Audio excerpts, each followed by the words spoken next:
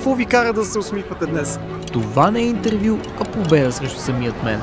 Благодарение на вашата подкрепа и моят инат, продължавам да творя и да пътувам из българските земи заедно с вас. Веднъж ми казаха, че най-големият ни враг е човекът, който виждаме в огледалото. За да се справим с този опонент, трябва понякога да се самооценим и надградим. Затова отбелязахме нашите 100 абоната в рамка, защото малките победи водят до големи успехи.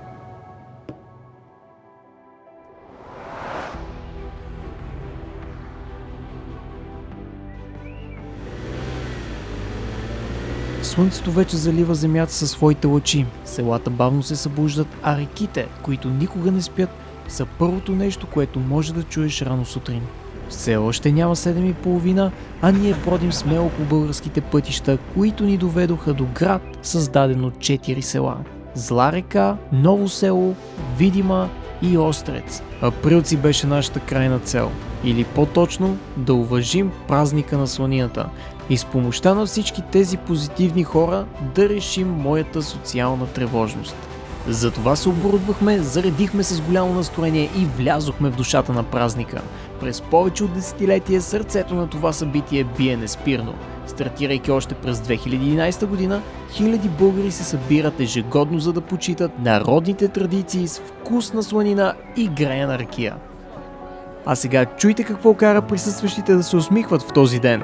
И нека позволим отново на малките неща да топлят нашите души, за да имаме сили да изпълним нашите мечти. Добър ден, виждам, че сте една страхотно усмихната група и съм тук да ви попитам какво ви кара днес да се усмихвате. Има хубаво настроение, музика, народна и всичко е много приятно. Времето е приятно. Готино ми е, че съм на различно място и просто си се забавляваме. Сланината е уникална. Ами хората, пък и трябва да бъда усмихната. Все пак продавам красоти.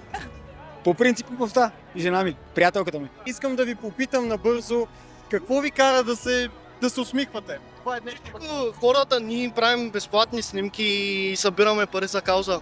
Това ме кара най-много да се радвам. Когато хората дадат средства за тази кауза, която правим, тя е за болното момиченце, което е болно от склероза и радваме всичко тук, като цяло. Ами обстановката, празника, всичко е много хубаво.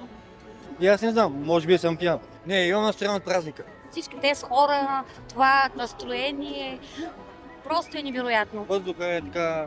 Един път положителен. годината, обаче на макс. И купона е на макс. Щастие, пари, любов. Ами, че съвсем скоро ще станем трима и се наслаждаваме на тези събития тук. А вас, господине, какво ви кара да се усмихвате? Тя ме радва. Всички хора да сме заедно, всички на едно, да видиш толкова много хора на едно място е радост. Все пак България много добре работим си и се забавляваме най-вече. Празник е, какво ви прави днес щастливи? Това, че няма война, ме прави щастлива тук, при нас. Прави ме щастлива това, че се събират толкова много хора, прекрасни продукти. Това е здравето, природата. Празника, първото, което е добре организирано. Празника е много добър. Хората повече са добре настроени. Добротата е най-важното. Какво ви кара да се усмихвате днес? Труден въпрос. Труден въпрос. Ето тя ще отговори. Пиризмата нас кара на българското, на традициите и най-вече с гледката към планината. Искам да ви попитам какво ви кара да се усмихвате днес? Като цяло ние сме български танцори и самата традиция и че всички хора се събират тук е изключително хубава и нас това ни радва да виждаме колко много хора всъщност почитат всички празници и реално идват и подкрепят абсолютно всичко тук. Ами, като гледам обстановката, каква е, колко много хора се събират и след като това ще играем и да ни гледат много хора по този начин и ние се вдъхновяваме повече.